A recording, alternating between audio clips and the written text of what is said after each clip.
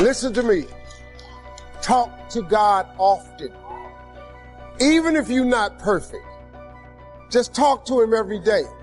You don't have to be in the same faith I'm in, or you ain't got to call God the same thing I call him.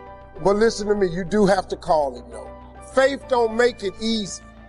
Faith makes it possible. All you want is the strength to get through your life. If you want to be happy or successful, you got to ask God for it. Most people don't have the life of their dreams because you don't ask God for it. The scripture says you have not because you ask not. It's a very simple scripture, but listen to me. If you up your ask, he will up his give. If you change what you ask God for, he immediately changes what he gives to you. I'm telling you, man, your whole success is tied in your relationship to God. You can simplify this by getting in touch with your creator. That's your key, man. Quit tripping yourself out. Hey, y'all, don't forget to pray. Don't be ashamed to pray. And don't ever be too proud to pray, because prayer changes things. I want to talk to you today about your faith. If you're going to reach your potential, you have to fight through some things. You can't have a weak, give up, this is too hard spirit. You have to be more determined than what's trying to stop you. You may get knocked down, but you have to get back up again. You need to have a made-up mind. This disappointment is not going to stop me. I'm not going to let the mistakes I've made, the guilt, the regrets, cause me to shrink back. I'm not going to allow the bad breaks, the people that did me wrong, the rejection, the betrayal, cause me to get bitter and stay where I am. I'm going to fight through the crowd. Instead of complaining about the problem, Lord, I want to thank you that things are turning in my favor. I don't see a way, but Lord, I want to thank you. I know you have a way. When you do that, you're laying hands on God. Your faith can initiate the healing. Your faith can be the catalyst for God to do amazing things. We should live with this anticipation that something good is going to happen. Yes, we've all had difficulties. We all have a reason to be sour. Don't let that talk you out of what God has in store. You wouldn't be alive if there wasn't something amazing in your future. Can your faith be seen? Can anyone notice that you're expecting to go to a new level? Are you talking like it's going to happen? Thinking like it's going to happen? Believing like it's going to happen? God is passing by. But if you're negative, I don't see how it'll work out. I never get any good breaks. I've been this way a long time. You may brush up against him, but you're not going to touch him. You have to show God you're ready to be healed, ready to be free, ready to be blessed. There should be an expectancy. It could happen today. You could meet the person of your dreams this week. You could see your health turn around this month. This year could be your year to go to a new level where things fall into place. Good breaks find you. Promises you've been believing for suddenly come to pass. Well, Joel, what if I believe for it and it doesn't happen? What if you believe for it and it does happen? When you live with expectancy, where your faith can be seen in your expressions, in your attitude, and how you talk, that's going to cause God to notice you in a new way. God is always with us. He has us in the palm of His hand, but faith is what gets His attention. You can be obedient and have a sour attitude and limited vision and not please God. You can give, serve, feed the poor, and that's all important. We should do that. But if you're not believing for things bigger than you can accomplish on your own, if you're not expecting difficulties to turn around, if you're not anticipating new levels, thanking God that He's bringing promises to pass, then you're not releasing your faith. You have to stir up what God put in you. He's passing by. Don't just sit back and watch. Well, I wish I could break the addiction. I wish I could accomplish my dreams. Why don't you reach out and touch it? Lord, I want to thank you that you're opening doors no man can shut. Thank you that you're taking me where I could not go on my own. Lord, I believe healing is on the way. Freedom is on the way. The right person is on the way. Abundance is on the way. That's how we touch God today with our faith. Well, Joel, I'm waiting for God to do something. Maybe God is waiting on you. When God sees you doing what you can, believing when there's no sign, thanking Him when you're weak, taking steps of faith when you're uncomfortable, God will give you strength that goes beyond your natural ability. He'll help you do what you couldn't do on your own. Maybe you've been praying, believing, expecting for a long time. Stay encouraged. It's on the way. You are closer than you think. It's going to happen sooner than it looks. There's no sign of things improving. Everything looks the same. Get ready. God is full of surprises. He doesn't always do things in a normal way where it gradually gets better. He'll do them suddenly, out of the ordinary. You didn't see it coming. It's because day after day, week after week, you kept touching Him. You kept expecting Him. You kept thanking Him it was on the way. You kept talking like it was going to happen.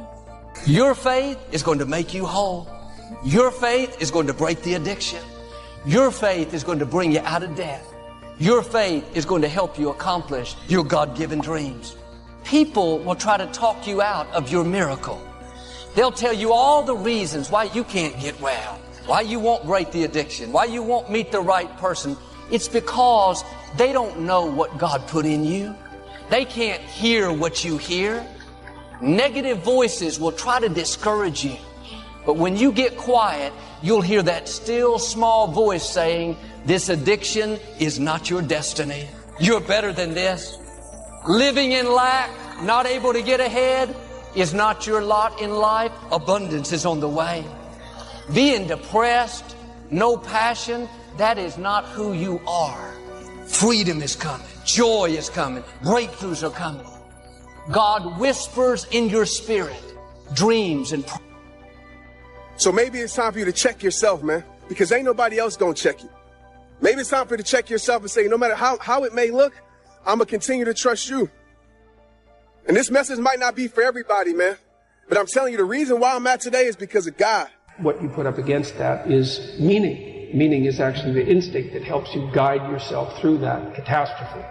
And most of that meaning is to be found in the adoption of responsibility.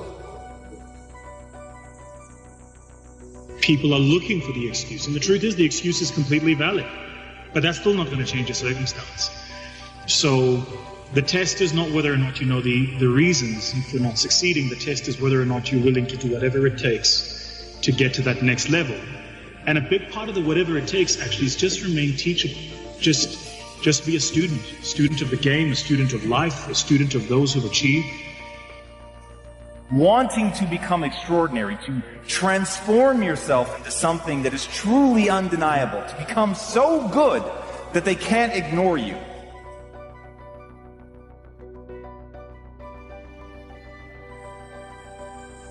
I believed that my talent and intelligence were fixed traits. I was born a certain way, and life was about making the most of what I'd been born with. What I did not yet understand is the reason humans are the ultimate apex predator. The reason that we have taken over the globe in a way that no other species has is because we are the ultimate adaptation machine. Neither the strongest of the species that survive nor the most intelligent, but rather the most adaptive to change. Stay on the goddamn path and be careful. If you were better, the people around you would be less worse than they are. And if you were good enough, you don't know how much better the people around you would be. If you don't understand that you could do that, then you don't know who you are. If you stop, you get the emotion. You don't get the progress. So if you talk to any decent athlete, they'll tell you that where the pain starts is when the work starts.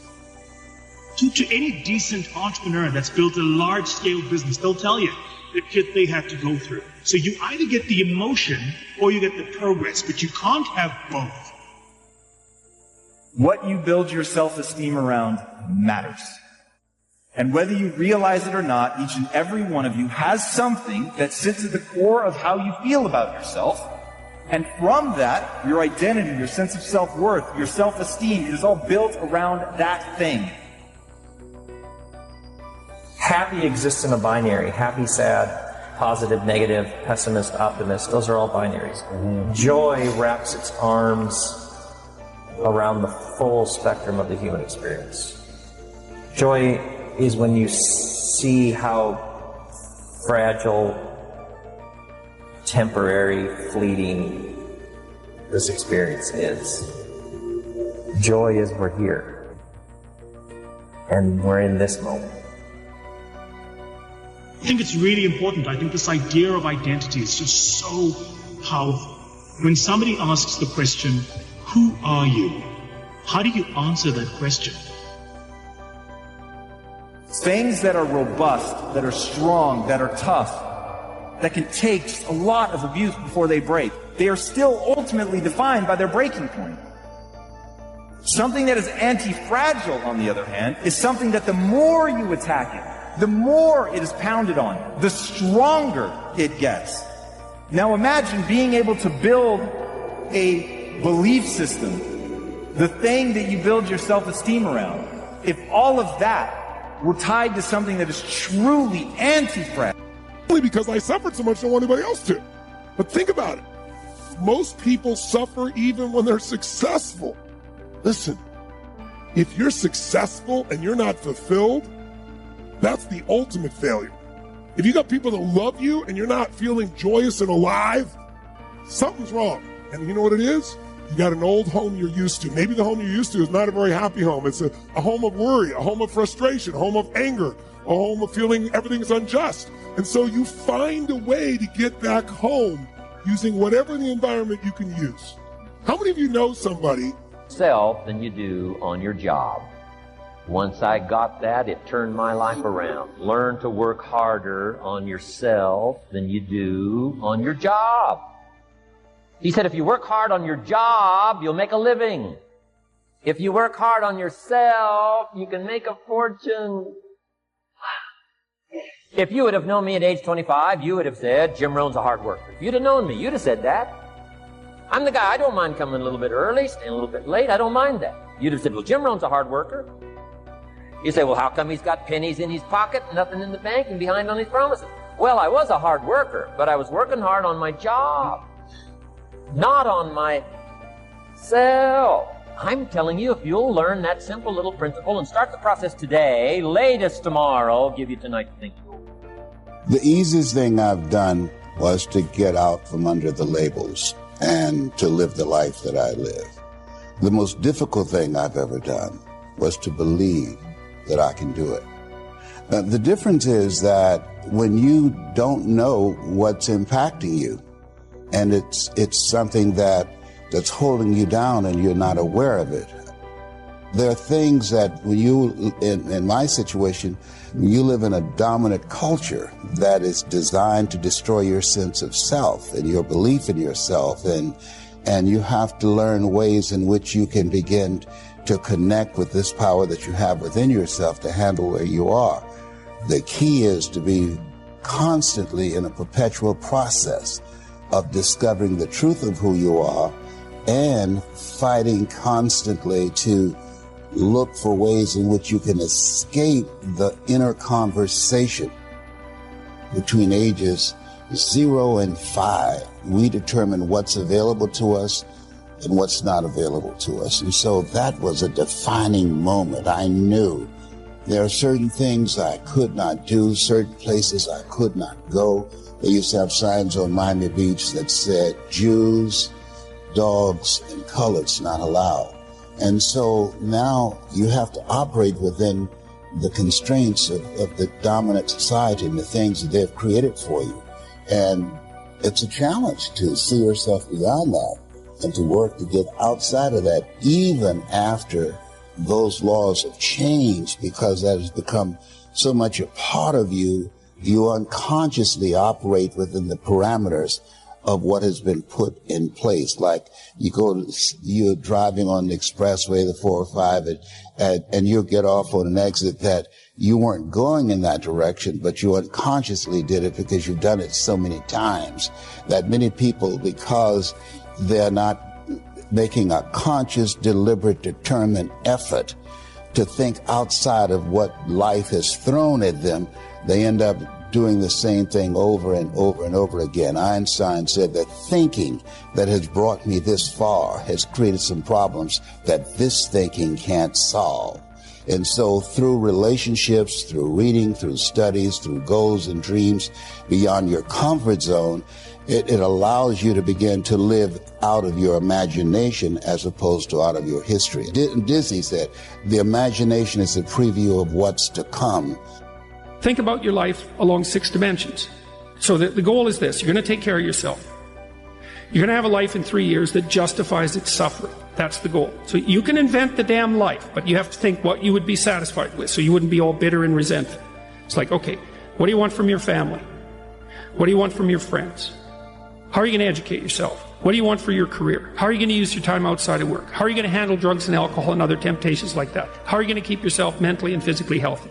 And these are open questions, like you get to answer them. The idea is you can have whatever you want, but you have to figure out what it is. It has to be realistic, and you have to figure out what it is. It's okay, so now develop a vision. What's your life going to be like in 3 to 5 years? So you write it down. Your bad habits and your resentment and your bitterness and all of that, your procrastination gets completely out of hand, and you auger down, and you're in your own personal version of hell in 3 to 5 years. What does that look like? Well, everyone knows that. It's like everyone can look into the future and think, well, if I keep going on this dark path, this is where I'll end up. Well, then you've got a little hell outlined for yourself to run away from, and you got a little heaven outlined for yourself to run towards, and then you're motivated. Because sometimes, you're just hopeful. I would like a good thing to happen. It's like, yeah, but I'd like to drink half a bottle of whiskey tonight too. It's like, so which is it going to be? Well, just being hopeful about the future might not be enough, but then you think, oh, I see, like, there's that little hell thing that I outlined that's waiting for me. And maybe I'm afraid of taking the next step forward because it's demanding and challenging. It's like, yeah, I'm afraid of that, but I'm way more afraid of where I might end up if I don't get my act together. And people should be. That's why there are conceptions of hell in so many religions. It's like, hell's a real place. Whether it's eternal, that's a whole different question. Whether it's waiting for you in the afterlife, that's a whole different question. But if you've never met anyone in hell, you haven't lived very long. You haven't had your eyes open.